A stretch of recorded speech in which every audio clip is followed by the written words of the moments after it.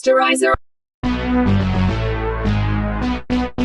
Sanibona igama le-movie yethu yango-2015 i-Lady Blood Fight. La siyiqala khona kwenye restaurant eyi-coffee shop. Ngowesifazane oyesebenza khona igama lakhe uJane wayebhizi serve ama-customer. Ngesikhathi elinye i-customer libhizi likhuluma izinto angayithandi ukuthi ufuna malini ngoba le ndoda ifuna ukulala naye. Noma wayezibe engayiphenduli uJane kodwa izinto zonakala le ndoda mayisimthinta. uJane eyiphula umunwe eyishaya ezekhuzwa yimeneja. uJane etshela umeneja ukuthi uyawuthanda impela umsebenzi wakhe kodwa akafuni ukuhlambalazwa. Ngaleso senzo uJane wavela waxoshwa waphelelwa umsebenzi. Wathi uJane esekhaya kanti le ndoda namagenge ayo bamlinde ema-parking ngoba yaqhamuka le ndoda isimshaya uJane imvuthela ngeyibhakela.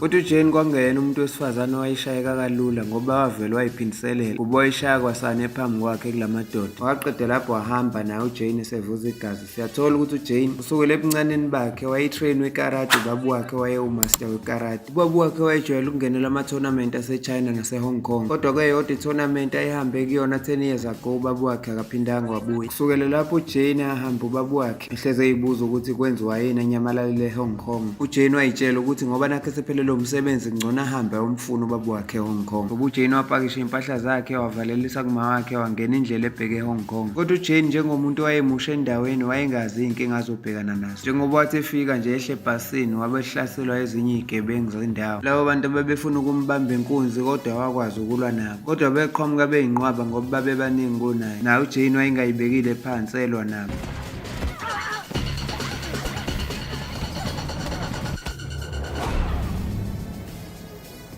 Kwathi uJane seyiqedile ngaye lezi zigebengu noJane engasakwazi ukuyilwela kwaqhamuka owesifazane naye ezolekelela. uJane noma wayephethwe yisiyezi wayebuka kancane lo muntu wesifazane omlekelelayo. Wafika lo wesifazane wathatha uJane wahamba naye. Mayithi uyaphaphama uJane wayivuka esevuka kwelinye ithempeli. Lo muntu wesifazane wasindisa uJane igama lakhe uMaster Shu wayewumholi weqembu labantu besifazane ababelwa bejimile eHong Kong ababezibiza nge-Wudong Sect. uJane waphaphama lapha ethempelini wathatha umshanelo waclean eshanela amahlamvu ihlahla omile waze wathola nenyoni efile wayithatha wayilahla nawo lowo dota ayoshanela. Kanti uJane noma wayengakuboni lokho wayebuka uMaster Shu wayicashile. Waqhamuka uMaster Shu wabingelela uJane ezazisa esho nokusho ukuthi bebelwa kuma-underground tournament for 5 years. Kwifinal yalawo ma-tournament wabhekana nomunye umaster wesifazane wakuma-Shaolin. Balwe impi eyayinzima kakhulu kwakungekho khona ohlulwayo beneskill bobabili nama-powerful techniques. Nokwaba impi eyaphetha nge-draw amajaji engamtholanga owinile nohluliwe ngokuthi imali yaleyo tournament yayingeke ihlukaniseke ngendlela phakathi kwabo bobabili. Amajaji abatshela ukuthi umuntu nomuntu kungcono afike nomunye wesifazane ozomrepresent kwi-competition ye-tournament elandelayo. uMaster Shu watshela uJane ukuthi useqede 5 years wonke ebheka umuntu wesifazane ozommela kwi-tournament. Ethi njengamanje kusele inyanga ey'ntathu kuphela iqale leyo competition. uJane wacela kuMaster Shu ukummela futhi amngenele kuleyo competition. Kodwa uMaster Shu watshela uJane ukuthi izinga le-level alwa ngayo uJane ngeke azalunge. Ethi ngikubonile indlela olwa ngayo nalezi ayigebengu kwi-tournament ungafa. uJane wezwa lokho wacasuka esethi uyahamba kodwa uMaster Shu wammisa. Wathi uMaster Shu kuJane uma ungavusa le yanyoni lo buyishanela namahlamvu ezihlahla ngeke ngakufaka kwe-competition. uJane watshela uMaster Shu ukuthi ngeke akwazi ukuvusa inyoni efile. uMaster Shu wayibeka phakathi nendawo emanzini waspina ngonyawo around yona phezu kwamanzi. Phambi kaJane wayibukela kakhulwanga mayibona leyo nyoni ivuka ngempela indiza. Kodwa uJane wayitshela ukuthi vele lento bekuyimlilo. uMaster Shu wathi kuJane ngicela ukukuthemba ngikufake kule tournament. uMaster Shu waqala lapho watrain uJane for le period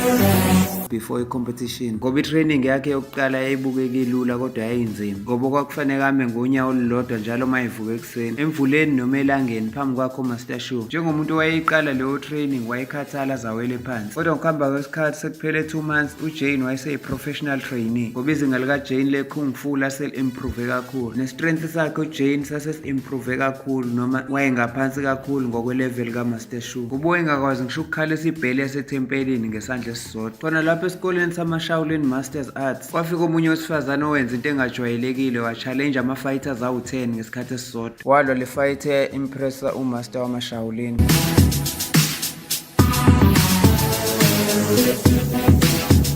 Wagcina emukelekile noma wayengenayo indawo yokuhlala bam-ofarisha ukudla nendawo yokuhlala. Kuba uyena owayezomela uMaster wama-Shaolin lo wayezobhekana noMaster Shu. Igama lale ntombazane kwakuwuLinga. Wemukile wathola i-training la kuma-Shaolin.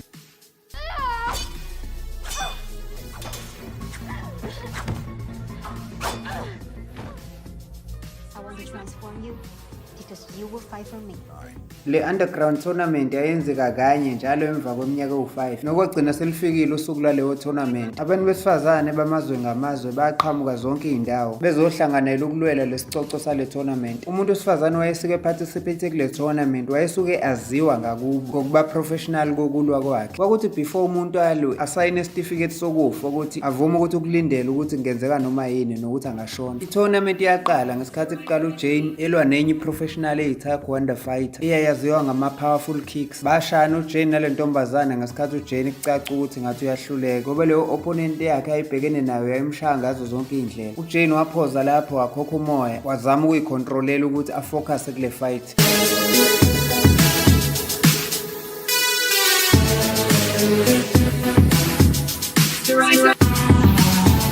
uJane walwa nale opponent yakhe wayinqoba ekugcineni. Ifight elandelayo kwangena enye intombazane yomuntu omnyama eyayifit ukudlula inqwaba yamadoda amaningi apowerful. I-opponent yalowo sisi kwakuyintombazane ye-China eyayibukeka kuwumuntu ophansi. Kodwa kwethuka wonke umuntu leyo ntombazane ethulayo mayishaya usisi oyisigora nge-KO yephantshi eyodwa yayihambisana nonyawo yaqeda ngayo same time. uJane wayebuka ngaphandle wabona kuya ngokushuba kule ndawo, especially emva kokungena kwenye intombazane kwakuthiwa u-Ang yayibashaya bashintshanisa. Okwakuthi noma seyihlulile u-Ang leyo ntombazana asukelwa nayo enze sure ukuthi uyayibulala uyishiye ifile. I-final match yokugcina yalolo suku yaba phakathi kukaLing wama-Shaolin nenye i-professional fighter yase-Israel. Kodwa uLing wasebenzisa ukuba professional kwakhe uboyishaya i-opponent yakhe wabukisa ngayo waqeda ngayo. Emva kwaleyo tournament ama-fighters anikezwe isikhathi sokuyophumula relax. Kodwa uJane akafunanga ukuhlala relax, wahambe sewofuna lezi zigebengu kade zimtshotshela isikhwama sakhe ekuqaleni. Wabathola ngesikhathi elwa nabo ebashaya esebenzisa namanye ama-tactics akade wabuka kwi-fight tournament. Ekugcineni wagcina esitholile isikhwama sakhe sasinesithombe sikababa wakhe. Kodwa emva kwalokho kwaqhamuka uMaster Shu wafika wamthethisa emtshela ukuthi ku-unprofessional ukuthi ufike amnikeza ama-training bese yena wasebenzisa lawo ma-training for ukuthi awoshaya abantu emgwaqweni. uMaster Shu waxosha uJane wamtshela ukuthi akasafuni ukuphinda asebenze naye akahambe. uJane wayesexoshiwe wahamba engayekile ukubuka isithombe sikababa wakhe wathatha nenye business card yagcina umholele kuKazumi omunye wama-organizers ayo le tournament ekade kuliwa khona. uJane wakhombisa uKazumi isithombe sikababa wakhe amfunayo wavuma uKazumi ukuthi uyamazi. uKazumi wavuma kuJane ukuthi uyamazi ukuthi ubaba wakhe ubewumaster kwikarate. Ethi wafika la 10 years ago wangenela ama-tournament ethi waze wafika kuma-finals kodwa akaze ukuthi washonaphi ngoba wanyamalala sekusele ifight yokugcina. uJane wathi ezama ukucindezela ukuthi athole ezinye iy'mpendulo kodwa uKazumi wayengasafuni ukumtshela lutho. Ngakusasa yaqhubeka i-second round yale tournament. Ngalolo suku wasekuliwa ngey'khala. Yathi mayiqala i-round amantombazane amabili eyayigqoke u-white yayiphethe umkhonto kanti yayibhekene no-opponent eyayilwa ngenonchako. Le fight eyayilwa ngenonchako kwakufanele isondele eduze kwe-close range kodwa lo gqoke u-white wemkhonto wayekwazi ukumshaya kude. Kodwa isimo sashintsha lapho ngoba unonchako wayesebenzisa iskill sakhe wazama ukucindezela i-opponent yakhe eyine-close range kanti uzogcina emnqobile lo wezinto ezimhlophe amlahle phansi. Kwaphela leyo fight kwase kufanele kungena uJane. uJane yena wayezoqandana ne-opponent eyayiphethe isword. uJane naye wayokhetha isikhala esifana nese-opponent yakhe. ifight yaqala lapho futhi kwakungelula ngoba yayinzima. Naye uJane nangaleso sikhathi wayebhekene no-opponent eyayi-powerful kakhulu.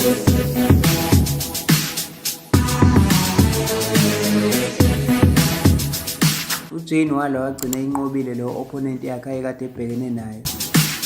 ifight elandelayo yaya ngokushuba ngoba u-Ang wabuye esebhekene noCassidy umngane kaJane omusha.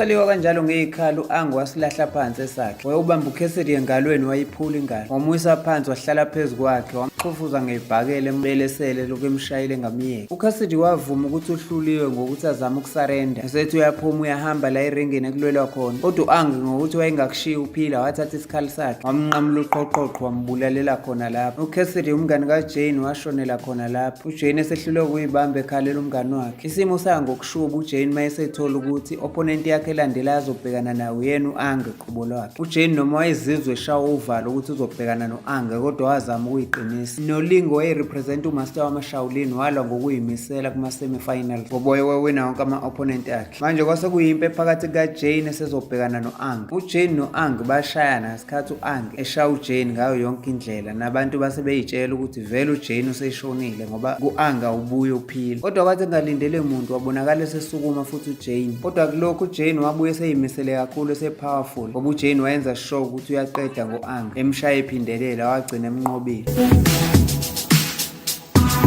Wathi uJane esakhokha umoya esarelaxe kwi-waiting area kwangena uKazumi ezokhuluma noJane emtshela ngobaba wakhe ukuthi 10 years ago ubaba wakhe wafika ama-final. Ethi uKazumi kodwa kwakufanele ngivikele lo mncintiswano ungaphumeli ngaphandle kwala eHong Kong uye eAmerica. Ethi uKazumi kuJane ingakho ngakhetha ukubulala ubaba wakho kanti manje sengizobulala wena. uKazumi wabona uJane ngendlela asalimele ngayo wathi ngeke azamqedele ngoba vele useyayifela. Wathi uKazumi usazoma kancane ngeplani yakhe yokubulala uJane ngoba ufuna ukuqeda ngaye ephile ngalimali ndawo. uJane eseqeda ukuzwa lokho wancenga uMaster Shu ukuthi icela amsize amlekelele ukuthi asinde ngoba ufuna ukuyopha i-revenge kababa wakhe kuKazumi wambulala. uMaster Shu wethuswa ukubona isithombe sasiphethe uJane ukuthi kanti uJane uzalwa yilo baba emazi naye owaye umaster wayengenela kuma-tournament abantu besilisa. uMaster Shu wacabanga isenzo sikaKazumi esamcasula sokuthi kanti ekunyamalaleni kwalo muntu wayebulawa uKazumi nokuyilapho alekelela khona uJane ukuthi amelaphe ukuthi asinde. Wamlapha ebusuku emprepare ukuthi ngakusasa ngoba kwakuzoba usuku le-final. Bavuka bahamba ngesikebhe sebeya la ekuzobanjelwa khona i-final. Nokwashayisa uKazumi ngovalo ukubona uJane ukuthi usesindile. Yaqala imeshi ye-final eyayiphakathi kukaLing orepresent uMaster wama-Shaolin ebhekene noJane orepresent uMaster Shu. uJane wayesabanjwe iy'nhlungu zokulimala kwakhe okudlulile. Wayengalwi kodwa wayivika kuphela. Ethola ama-hit ibhakela nama-kicks kodwa yena ebengakhiphi lutho evika kuphela. Wonke umuntu wayesebonile ukuthi vele uJane uzohluleka ngeke awine.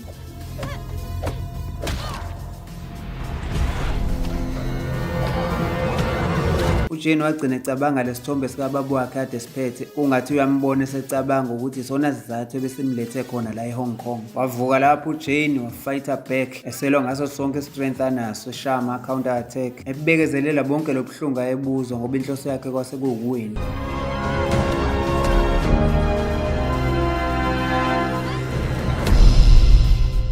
uJane wavunya ngokusemthethweni ukuthi uyi-true champion ye-tournament yolonyaka. uKazumi kwamthusa lokho wasuka lapho esebaleka kodwa washesha wabanjwa sekuvele wonke amaqiniso akhe ukuthi uyena owayekade ebulale nabazali bakaMaster Shu ngoba bese kuvela nokuthi uyena obebulala ubaba kaJane. uKazumi wathi esekhipha isibhamu esethi uyayibulala bamphuthuma bamgxavuna bembambela ukuthi ahambe ayoboshwa. ukunqoba kukaJane kwayiqeda nempi yokungezwani phakathi kwe-Wudong kaMaster Shu nama-Shaolin ngoba ama-Shaolin ne-Wudong bahlangana ndawonye for ukuthi batrain ndawonye. Teriza TV, and please don't forget to like, subscribe and hit the notification bell for more videos like this.